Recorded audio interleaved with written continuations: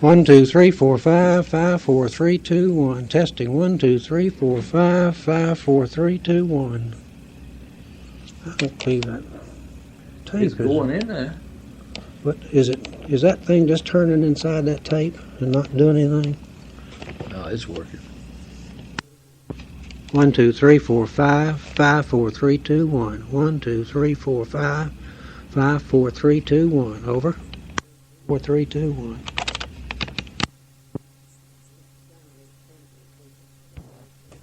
This is Stanley H. Tinsley speaking. This is March 31st, 1993.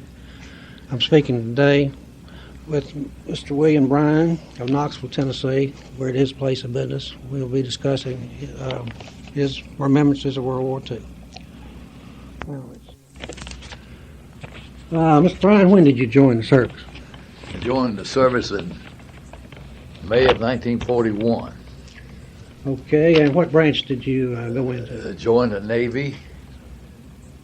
Went to flight school in Atlanta, Georgia, and then transferred to Pensacola and was an aviation cadet in December of 1941. Okay. You remember how old you were when you went in the service? 27. Okay. Was anyone else in your family in the service? No, nobody in my family. Both of my grandfathers were in the Civil War. I see.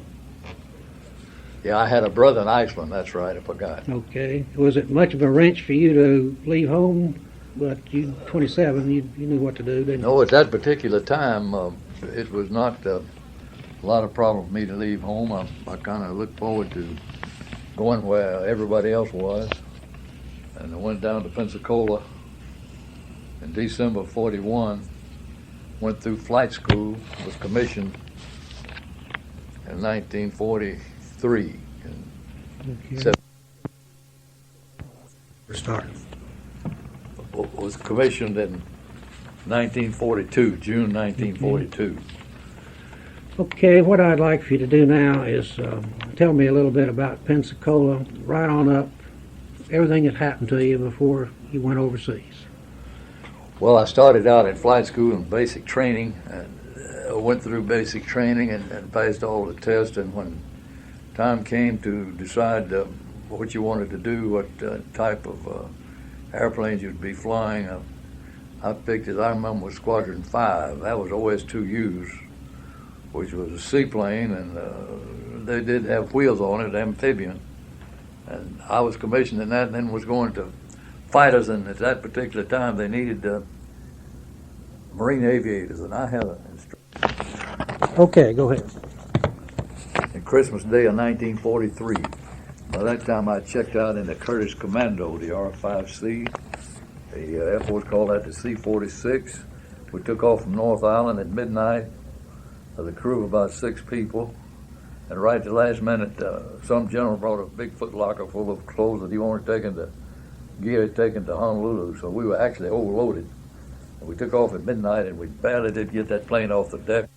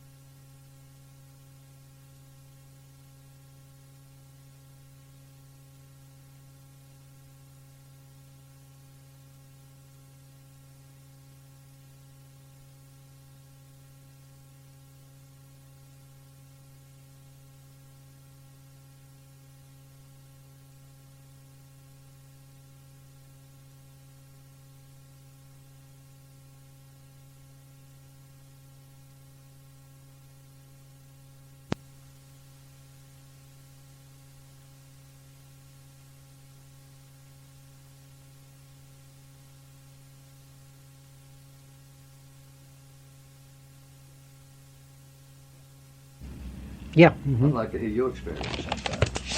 Yeah, I've got a I tape bet over they were there. interesting. Okay, go ahead. Where were we? I was trying to think. We were on the way Oh, on the yeah, way to it's right- Honolulu, right? Honolulu, right. We were in the air about 12 hours in the suit most of the time, and I remember how glad I was to see one of those big mountains over there. And I knew I was in Honolulu. Right. We're really glad to get on the deck. We landed in Honolulu, and they sent me to a Marine Corps air station at Ever. And I stayed there for about 8 months, flying to Midway at least once a week, flying to islands in the South Pacific. And our main function at that particular time was being a convoy for the fighters. They couldn't afford to bring their carriers back to Honolulu and take them aboard the carrier, so we would fly escort, a lead plane, and a chase plane for fighters. And they would fly formation on us because they couldn't navigate. I So see. we would take them to whatever island they wanted to go to, Palmyra, Funafuti, Johnson Island, in particular case in Midway. I see. And then part of our duty there was bringing back Japanese prisoners. They captured a Jap sub, and we brought back a bunch of Japanese prisoners in the back end of that R-5C, and we had about 12 Marines guarding them. And those Japs were about 5'5", 5'6", and they had those 12 big Marines guarding them with guns over, and they had a skittish-looking bunch. They almost turned white on the way back from Midway. Did you all have a navigator on board on your Yeah, we C-46? we had two navigators, a radio man, and a couple of crew chiefs. I see. We had a full complement. The only weapons we carried, of course, was a .45. We had no guns of any kind on that plane.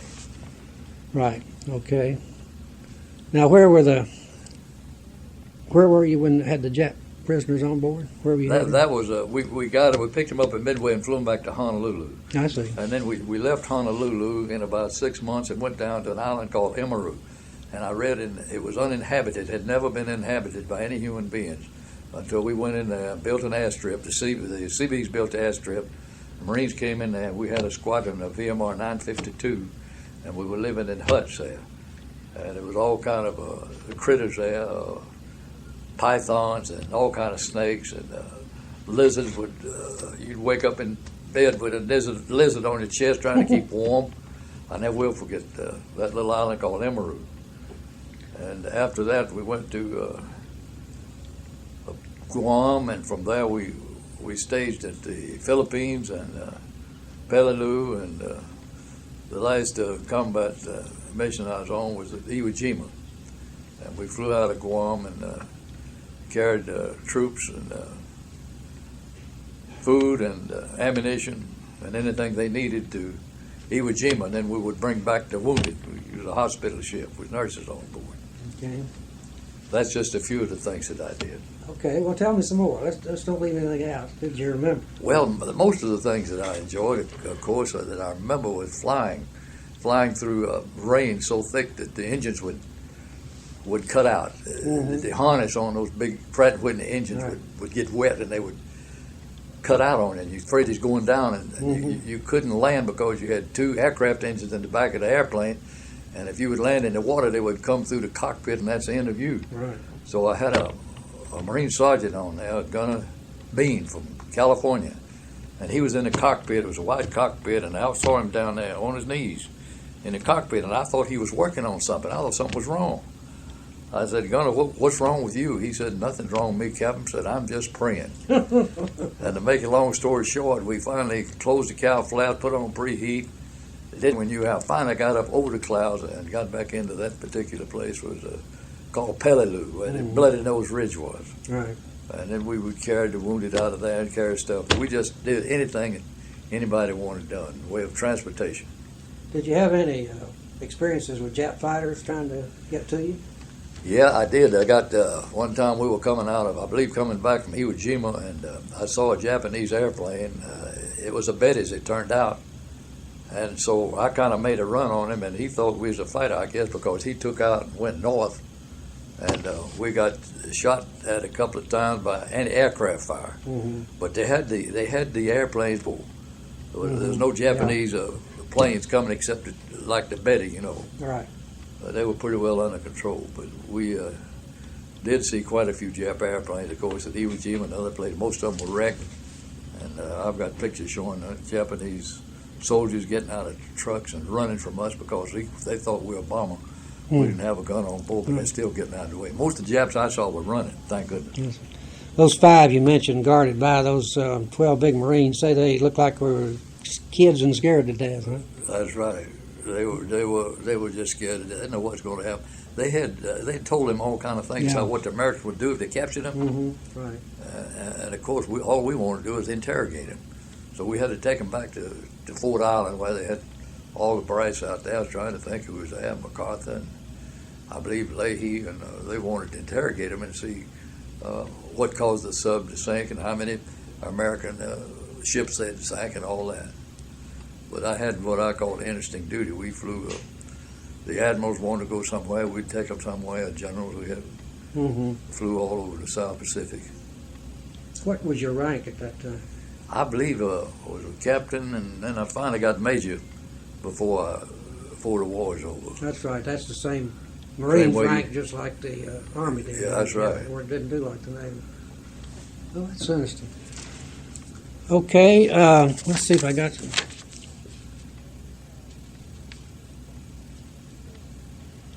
Do you still contact some of the fellows that served with you? Yeah, Still stay in fact, I talked to one of them just a couple of weeks ago, a fellow named Chuck Murray from Minnesota, and we flew together at Camp Kearney, and we both went in an outfit called SCAT. That's called the South Pacific Airline, and we flew in and out of Guadalcanal. And he was doing the same thing. I was in the same kind of airplane. And every now and then I see some of the R.E. Carter's, another one, was over there, but not many of them anymore. Used to, right after the war, I'd see them in the reserve. So I stayed in the reserve and flew Corsairs and the big airplanes, 4-engine airplanes, after the war for about 15 years. That about 29 years in altogether. I see. Most of it in the reserve. 6 years active duty and the rest of it on reserve. Would that Corsair have was that a 2000 Pratt & Whitney? Yeah, had a 2000 Pratt & Whitney gull wing, and it was a very tricky airplane. I imagine it's a lot of fun to fly, though. Yeah, it was. It was fast. The Japanese call that the whistling death. Yeah. Do you remember that? Right. Okay, so do your outfit still have some conventions that you go to? No, VMR 952, as far as I know, hadn't had any. The fighter squadron, I was in Atlanta after the World War II. That's not interesting, but they have a convention every year with the Morehead City, North Carolina. I've been to one or two of those. I stayed in the reserves a little while, and I'd never flown fighters in the service, but in the reserves I got to fly the P-51, and I really enjoyed that, too. Well, that's the same way. I never flew a fighter till I got out of service. Did you all have any contact with civilians when you were overseas? Natives, civilians? Yeah. We had. We went to an island about 15 miles outside of Emeru, and I had a buddy who had a motor torpedo boat, the same kind that John F. Kennedy was shot out of, you know. Yeah, and he got to an island, got saved. We were on this motor torpedo boat, and we pulled into this little island about 20 miles from Emeru in this torpedo boat. But we had machine guns on that. And these natives came down from his hut, see. And it turns out they were cannibals. But I've got pictures. They put us on their shoulders and took them up to the hut, and they showed us all these shrunken heads there, which about the size of an orange, that they had shrunk. And they told us that we don't do that anymore. We used to shrink heads. But now, you know, a coast watcher from Australia came over here, and he was a preacher, and he told us it was wrong to shrink heads. Of course, we were glad to hear that. But said we don't shrink heads anymore. But I've got pictures of those Japs with the spears, and they formed a ring around us and did dances for us and everything. And so I would give him a ride in my airplane, and he'd take me out in this torpedo boat. What do you remember most? What made about your time overseas? What was the thing that made the biggest impression? Well, I think what made the biggest impression to me is you have so many people all got the same goal, wanted to get the war over with and get home, and nobody shirked their job, and they were anxious to fly, and they're just a great bunch of people to be with. Of course, I've been partial to the Marines. Yeah, I guess so, sure. Did you have any contact with the Allied troops, the British or the Dutch or anything Well, I flew with the British in Pensacola. Mm-hmm. We had people from cadets like I was from Great Britain, Lyme as we call them. But Right. they were nice fellows. And they were good aviators. Yeah. They were good instrument pilots. They didn't seem to have any nerves at all. And the other I was trying to think, we had some from Canada, of course, people from the Royal Canadian Air Force, people from the AVG group, what they call the Flying Tigers, flying Right. the hump. Right.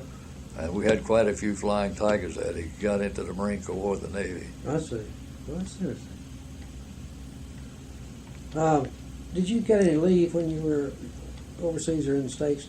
To go? I was overseas for about 18 months, and I had one hop. They had a plane there, 24 Victor. I never will forget it. A commando that was always going broke, and nobody wanted to fly it. Mm-hmm. So they needed to get the plane to Mobile, Alabama, and nobody wanted to fly it. So I volunteered to fly the thing, and I flew it, got it into San Francisco all right, and then my wife and my sister, my mother were going to meet me down in Montgomery. So I came into Montgomery in that airplane, and everything was looking pretty good, and I tried to get my gear down. I couldn't get my gear down. And I was going around the field, and somebody asked my wife, she asked my wife, is that who that was? And said, well, I think I was a captain at the time. That's a Captain Bryan up there. He can't get his gear down in that airplane. So, make a long story short, we finally did crank the gear down and get that airplane into Mobile. And it went. That's a hell of a job. Yeah. So I had 3 days off before I got on it. And that's the only leave I had the whole time. 3 days off, then you had to go back. At 18, yeah, and about 3.5, 4 years, however long I was in. Yeah. I had to go back overseas. When were you married? Were you married when you went in the service? I got married in June of 42. As soon as I got my wings. I see. As soon as you got your wings. Yeah, Okay. got married at Chapel, Pensacola. All right. Let's see. Okay. Did you ever wonder about what you were doing and why you were there and one thing and another? Well, no, I really didn't, because at that time everybody was doing the same thing, and they had a lot of reasons for doing that. And we were fighting the Germans and fighting the Japs, and I think it was just more. Everybody felt like it was a matter of survival. Mm-hmm. Either they would get us, or we would get them. Right. See, we saw Japs planes and Japs warships coming in. I came back one time from Midway, and the Japanese had bombed part of Pearl Harbor there. I don't know whether they ever got them or not. It could have been from a submarine. I don't know.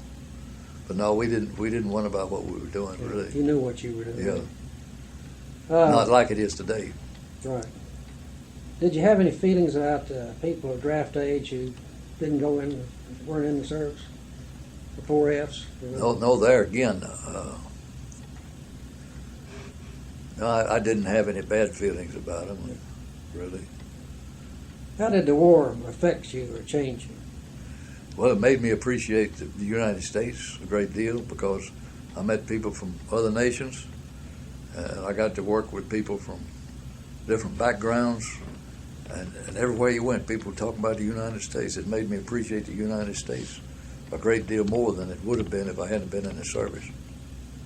And I still feel like it's the greatest country in the world. How do you think that World War II changed the United States? And was it for the good or the bad?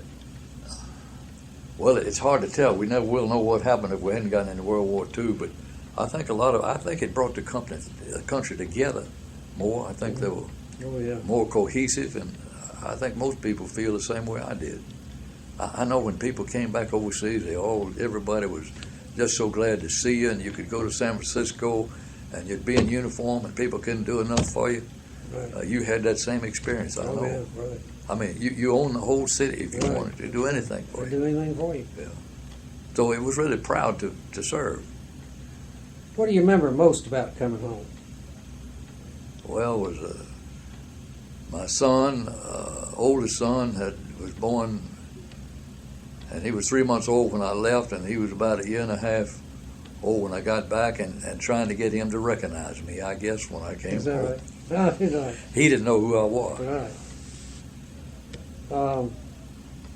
What could we have done better than we did do during the war? In World War II? Mm-hmm. That would be a question you should ask some of the generals or admirals. Right. And they would probably tell you that they did everything they could. I think that the country got behind the military and the factories that built the planes. I know part of my duty was ferrying airplanes from the Curtiss Wright factory. Mm-hmm. And the people up there, when you go up there in uniform to pick up the airplanes, were nice to you. And the whole country got together. It's unification. Was that up in Buffalo? Yeah, Buffalo. Yeah, I was flying ferrying airplanes out of there. You went to that same place. Right. It's cold up there. I like to froze to death. I went up there in khakis. Yeah. I like to froze to Right, death. yeah. They have top coat and everything. That'll be darn. Isn't that funny? Like you say, small world. When were you discharged and where? Well, that was at El Centro, California, which is probably the hottest place in the United States. It's right below the Salton Sea. It's about 60 degrees below sea level. And after I got back from overseas, they sent me to El Centro, where I was instructing and flying. And I was discharged at El Centro, I believe it was in 1945, late 45, maybe December 45. December 45. Yeah. Okay. Now let me see here.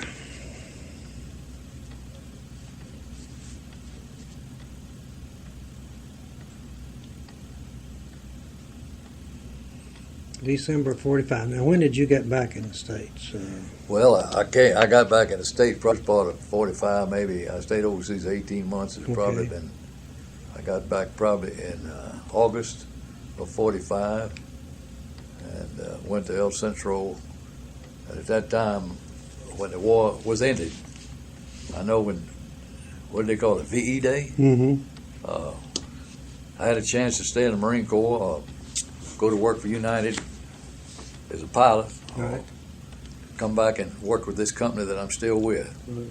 So I chose to come back to Knoxville, Tennessee, and I've never regretted it. Well, that's great. When you were overseas, what did you plan to do when you got back? What did what? What did you plan to do? Well, when you were overseas, what were your plans for after the war? Had you made plans for the war? No, at that time, the only thing I knew was the Marine Corps. I probably was thinking about maybe staying in the Marines That's because a lot of regular Marines would influence you, and talk Right. about how good it was in peacetime duty and your leave that you got. And so I was probably thinking about staying in the Marine Corps. Okay, but you got the phone call That's right. that brought you here, right? Yeah, he said, come back, I'll sell you stock in the company, and that's what happened. Well, that's good. What else do you think of that, most everybody has got 2 or 3 unusual happenings that they remember more than the old day-to-day stuff. You got any more of those? Well, there's one thing I remember in that uninhabited island, Emiru. Right. They had the head was about maybe 50 yards from where we slept, and at nighttime you would go out there and they had lanterns is all. It's a latrine, you call it. Yeah. And I tried to get in the latrine. It had a door, spring door, and I tried to open it. I couldn't open that door, and I kept pushing and pushing, and finally my hands came down, and there was a boa constrictor and an anaconda about, Yeah. That's holding the door Yeah. closed. It scared the heck out of me. Oh, my Lord. Of course, I let him go first, Sam. Yeah, I bet. Okay, well, that sounds pretty good. Have you got, go ahead. I don't know whether that's what you wanted. Yeah, that's it. It sure is. And, We would fly to Midway, I think it's about 1,500 miles away. And they didn't have any weather. yeah. And the navigator would have to run a sun line. Are you familiar with that? No. They would have to I've read compute about where it. I the know what sun would it is, be but, at a certain time, and then you'd turn to the left or right because you could miss the island. Right. But if you fly down the sun line, but the weather was our worst enemy. Mm. It was not the enemy so much as it was flying Right. the weather, Yeah. because we went. They didn't care whether it was night or day. Right. And sometimes you would have 2 or 3 aircraft in you. Sometimes you'd have troops. You would have ammunition. You would have supplies, what they call sea rations. Mm-hmm. And then we would drop paratroopers on these islands, and we would see them drop, and the plane would get real light. I know you probably did some of that too. Yeah. So I think the thing that impressed me most was the feeling of helping the war effort, which I felt like it was. Even though I wasn't on the ground fighting, but we had a lot to do with the troops. When we would land, we'd take out wounded, and we got to know a lot of them. We was in the same bread line with them and so on, chow line. So you were an instrument flight instructor? Yeah. I'll tell you a funny